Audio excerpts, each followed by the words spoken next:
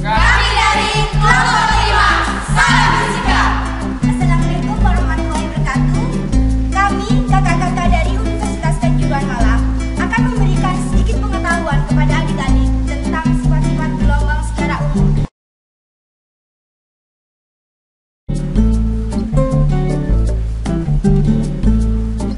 Perkenalkan, nama kakak Devi Andiani, biasa dipanggil Devi. Di sini, kami akan membahas tentang sifat-sifat gelombang. Sifat-sifat gelombang ada 6. Yang pertama, sifat gelombang mengalami pemantulan atau refleksi. Sifat gelombang yang kedua yaitu gelombang mengalami pembiasan atau refraksi. Sifat gelombang yang ketiga yaitu adalah difraksi. Dan sifat gelombang yang keempat adalah interferensi. Dan sifat gelombang yang kelima, gelombang mengalami polarisasi. Dan sifat yang terakhir yaitu gelombang mengalami dispersi. Nah, adik-adik, apakah kalian tahu gelombang itu apa?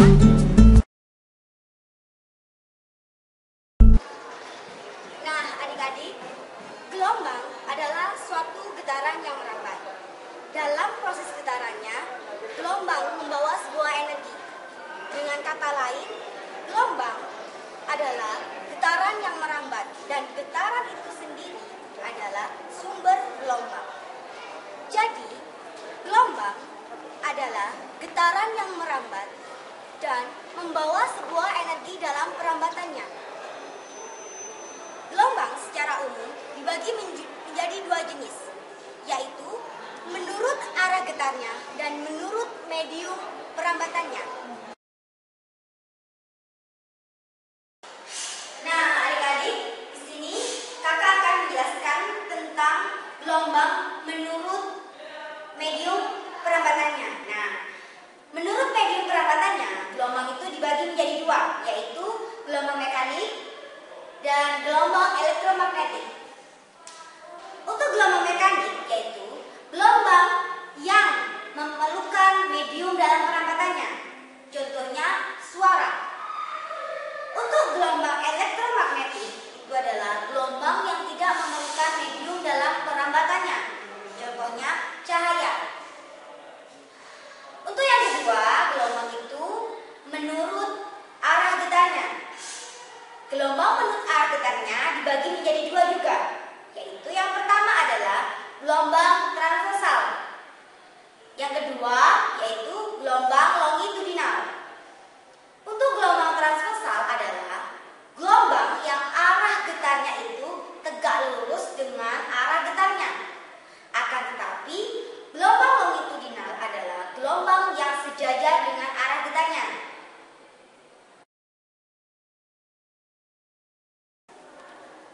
Nah, adik-adik, sekarang kita simak yuk penjelasan dari kakak-kakak tentang sifat-sifat gelombang secara umum yang ada 6. Yuk!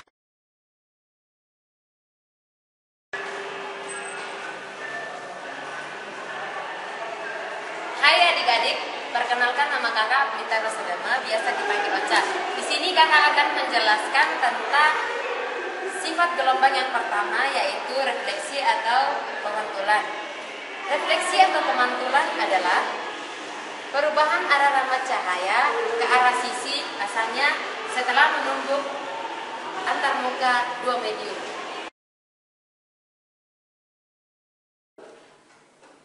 Baiklah adik-adik, di sini ada cermin sebagai pembatasnya, kemudian ada senter sebagai gelombangnya, yang digunakan adalah cahayanya. Setelah itu, senternya ini kita arahkan cahayanya ke cermin seperti ini, dan kemudian cermin memantulkan cahaya senter ke layar dan yang ditangkap oleh layar seperti ini, sehingga terjadi gelombang pantul atau gelombang cahaya.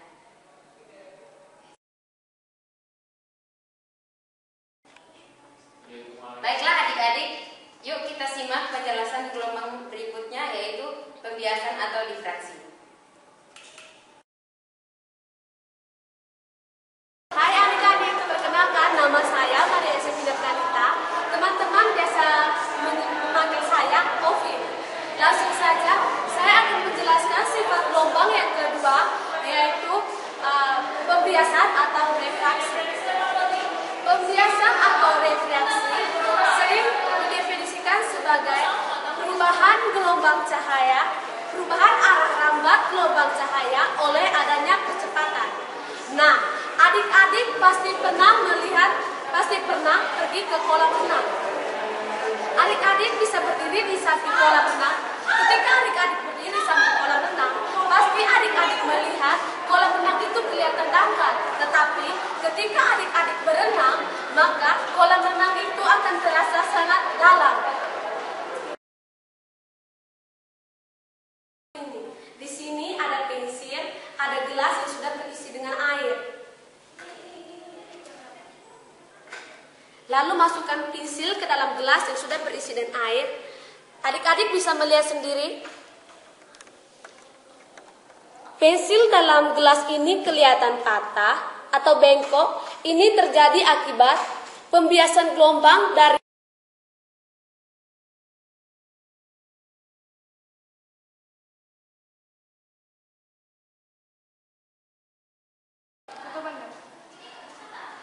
Yuk adik-adik, mari kita simak sifat gelombang yang berikutnya.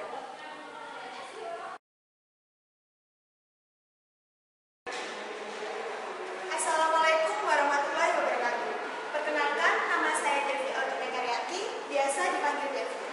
Sifat gelombang yang keempat yaitu lenturan atau difraksi. Difraksi gelombang adalah pembelokan gelombang jika gelombang tersebut melalui celah. Gejala gelombang akan tampak apabila celah yang dilalui itu semakin sempit. Peristiwa difraksi terjadi pada garis terang dan garis gelap pada layar.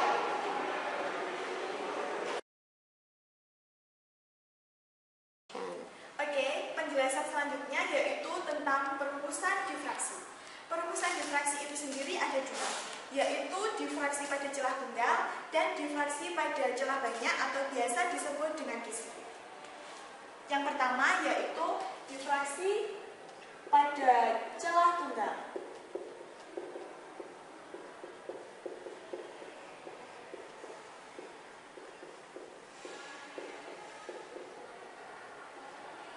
Perumusan difraksi pada celah tunggal itu ada dua, yaitu difraksi pada garis gelap dan garis terang. Yang pertama yaitu tentang pada garis gelap. Garis gelap perumusannya adalah D sin theta sama dengan 2n setengah lambda, di mana D itu jarak antar dua celah, theta adalah sudut defisiasi, lambda adalah panjang gelombang cahaya tersebut. D sin theta ini sama dengan P D per L 2n setengah lambda. P itu adalah jarak garis gelap ke garis gelap pusat, sedangkan D jarak antara dua celah, L ini jarak celah ke layar. Yang kedua yaitu pada garis terang. Garis terang perumusannya sama, yaitu D sin theta sama dengan 2n plus 1 setengah lambda. Sedangkan perumusan yang kedua yaitu P D per L sama dengan 2n plus 1 setengah lambda. Yang membedakan adalah yang garis gelap ini 2n dan yang pada garis terang ini adalah 2n plus 1. Sekarang perumusan difraksi yang kedua, yaitu difraksi pada celah banyak atau biasa disebut dengan kisi. Ini perumusannya juga sama, ada dua, yaitu garis gelap dan garis terang.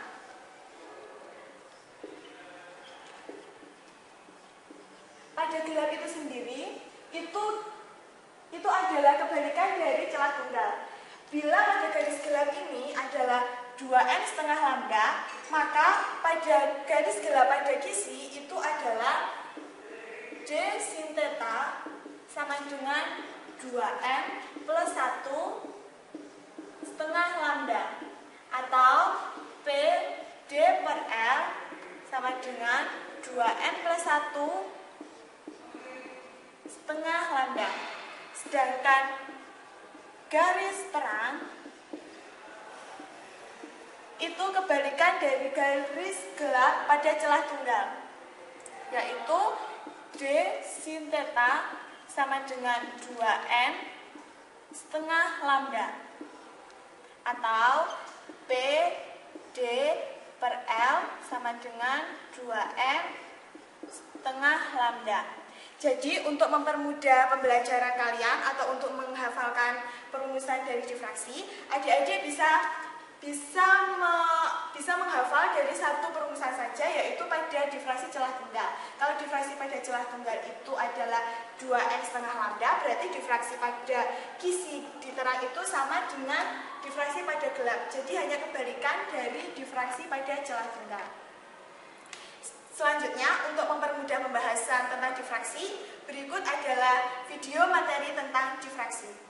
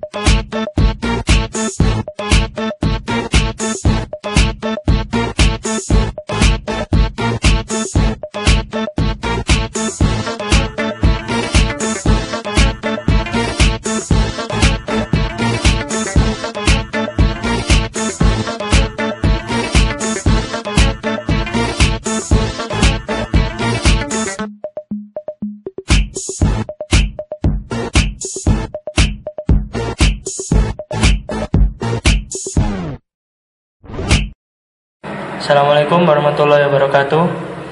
Di sini kami akan melakukan percobaan tentang difraksi.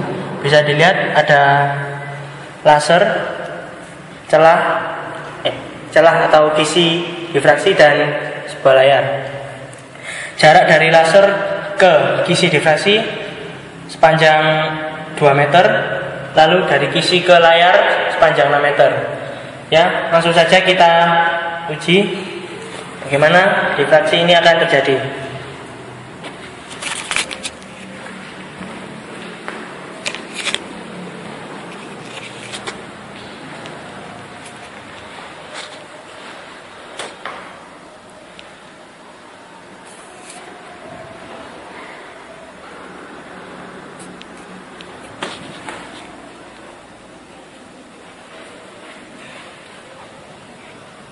Ya, bisa kita lihat difraksi ini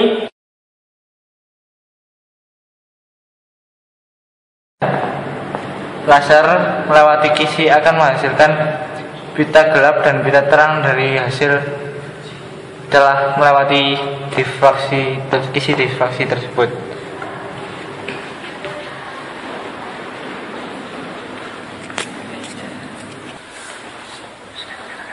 Nah, di sini ada hasil dari difraksi dari kisi tersebut. Sekian dari kelompok kami. Wassalamualaikum warahmatullahi wabarakatuh. Oke, materi sifat gelombang yang selanjutnya yaitu sifat gelombang yang keempat.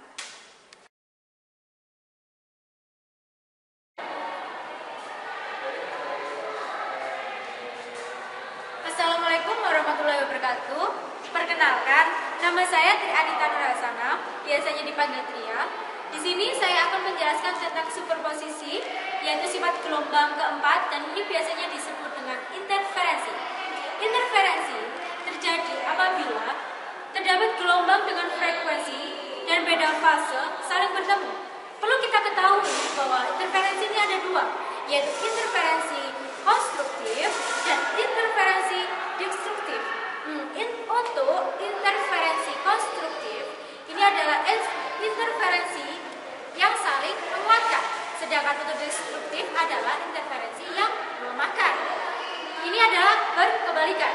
Sedangkan apabila interferensi konstruktif ini terjadi apabila dua gelombang bertemu pada fase yang sama, sedangkan untuk destruktif adalah dua gelombang yang bertemu dengan fase yang berlawanan.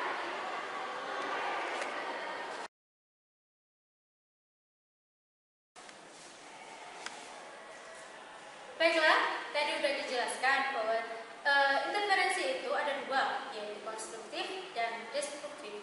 Untuk lebih memperjelas, saya akan memaparkan beberapa perumusannya. Di antaranya yang pertama tadi apa? Yaitu interferensi konstruktif, kan ya? Interferensi konstruktif. Yang pertama adalah interferensi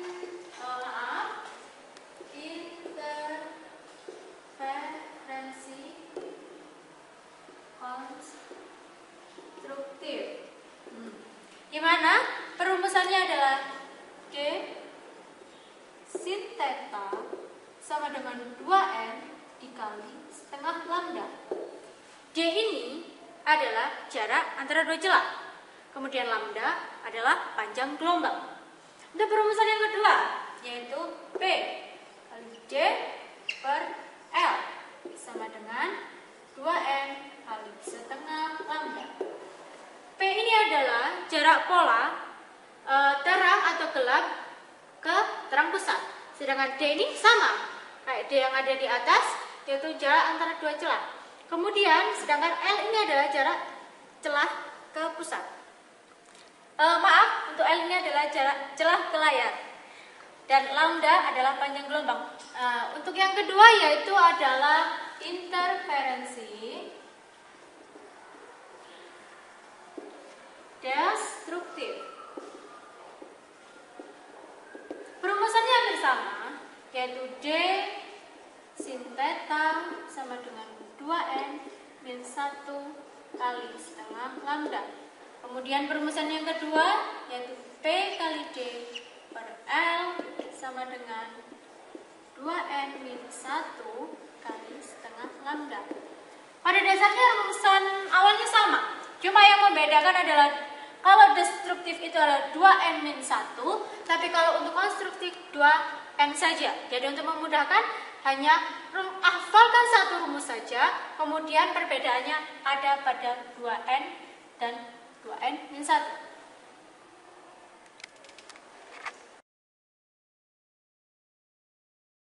Baiklah, untuk mempermudah kalian memahami tentang interferensi, mari kita saksikan bersama video berikut ini. Interference of waves.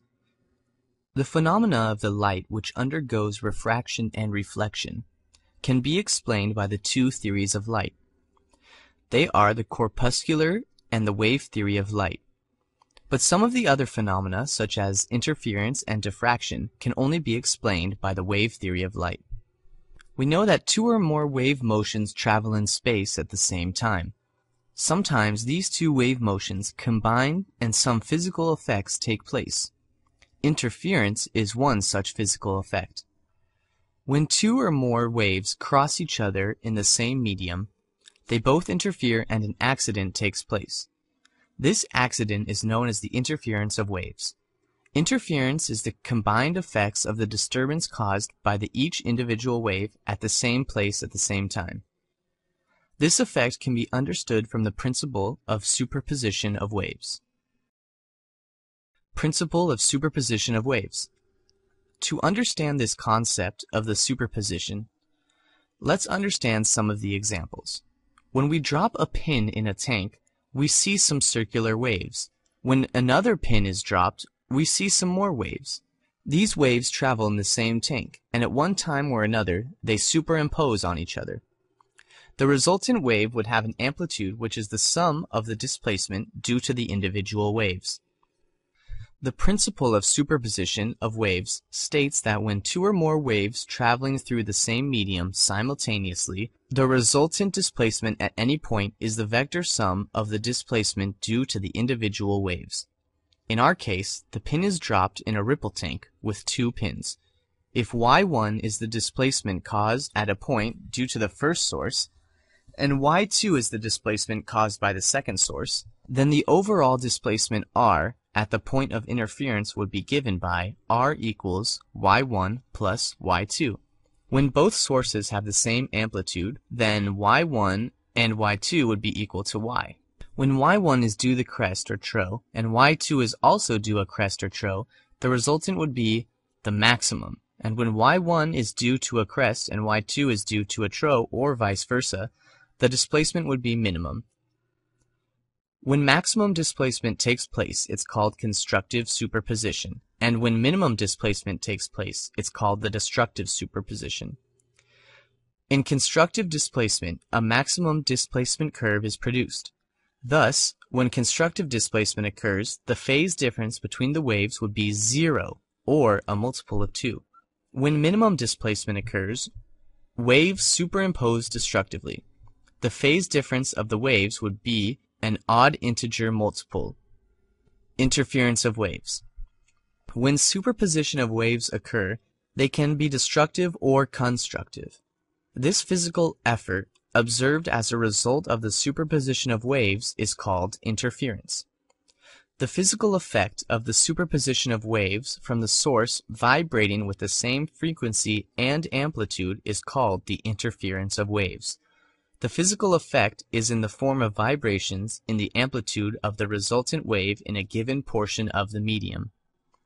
Interference is a special case of superposition of waves, which originate from different sources but have the same amplitude and same frequency. Baiklah, mari kita simak bersama-sama pemaparan materi selanjutnya.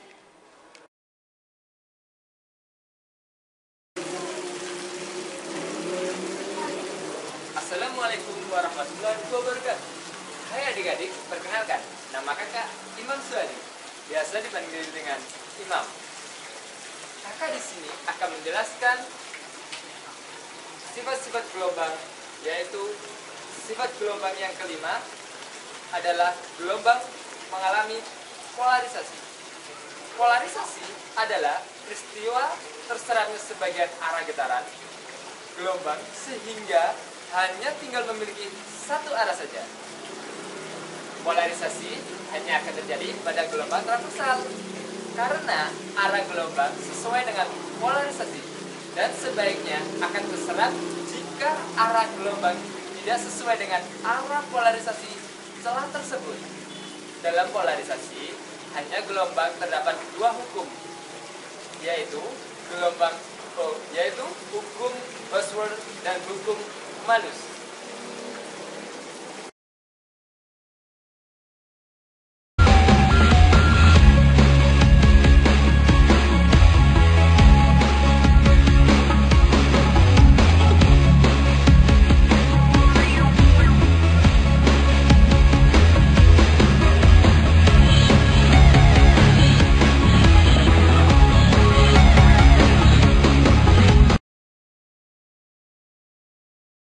Baik adik-adik, di sini saya akan merumuskan tentang hukum Booster.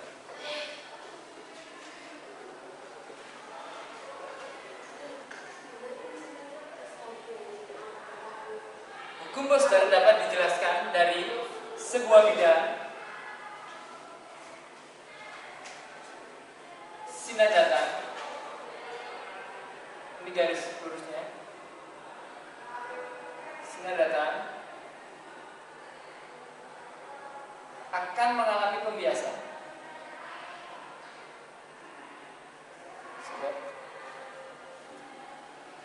Akan mengalami pembiasan dan dipantulkan. Dan pemantulan. Di sini ini 90 derajat. 90 derajat. Kemudian ini I, di sini R. Di mana dari hukum Booster tersebut adalah I ditambah dengan R sama dengan 90 derajat.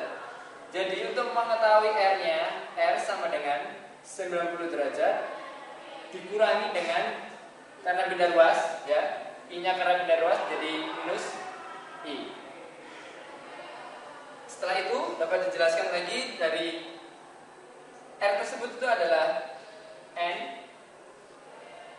2 per N1 sama dengan sin I ya per sin R sama dengan sin I per, ini kan dari R-nya tadi kan dari 90 min I, sin 90 min I, sehingga dapat dituliskan kembali ini sama dengan sin per sin I per cos atau sama dengan tan I. Jadi untuk hukum Booster tersebut adalah N2 per N1 sama dengan tan I. Inilah hukum Booster. Setelah itu, baik, di sini saya akan menjelaskan hukum Malus.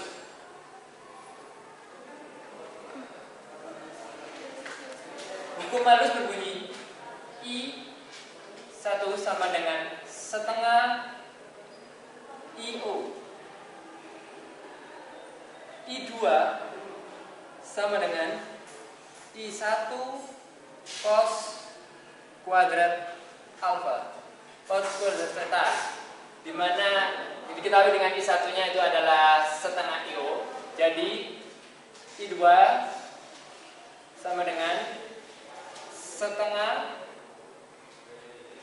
IO cos kuadrat theta. Inilah hukum Malus tersebut.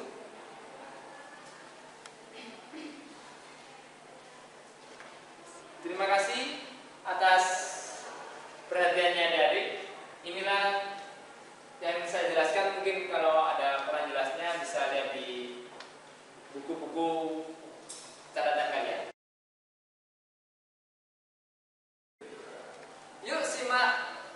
tentang sifat gelombang yang mengalami dispersi.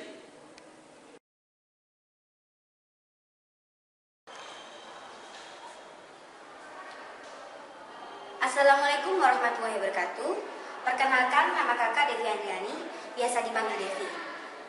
Di sini, kakak akan membahas tentang sifat gelombang yang terakhir, yaitu dispersi gelombang atau biasa disebut penguraian cahaya putih. Nah, dispersi gelombang adalah penguraian cahaya putih suatu gelombang menjadi beberapa warna, seperti yang terjadi di pelangi. Adik-adik pernah lihat atau sering lihat pelangi setelah hujan tiba. Itu merupakan contoh dari dispersi gelombang.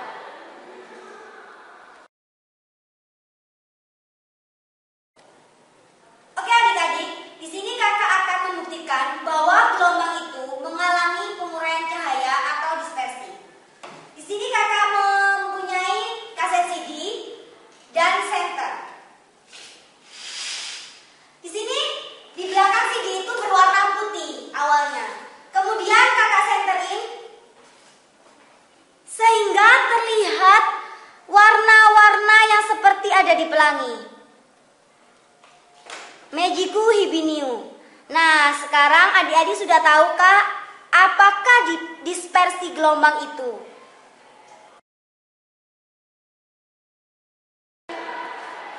Nah, adik-adik, penjelasan dari kakak-kakak telah selesai. Sudah tahu kan apa itu gelombang dan sifat-sifatnya dan berbagai macam eksperimen sederhana dari kakak-kakak. Di sini kakak minta maaf jika ada penjelasan yang kurang jelas. Tunggu video kami selanjutnya. Wassalamualaikum warahmatullahi wabarakatuh. Salam fisika, fisika is fun, and jangan jenuh dengan fisika.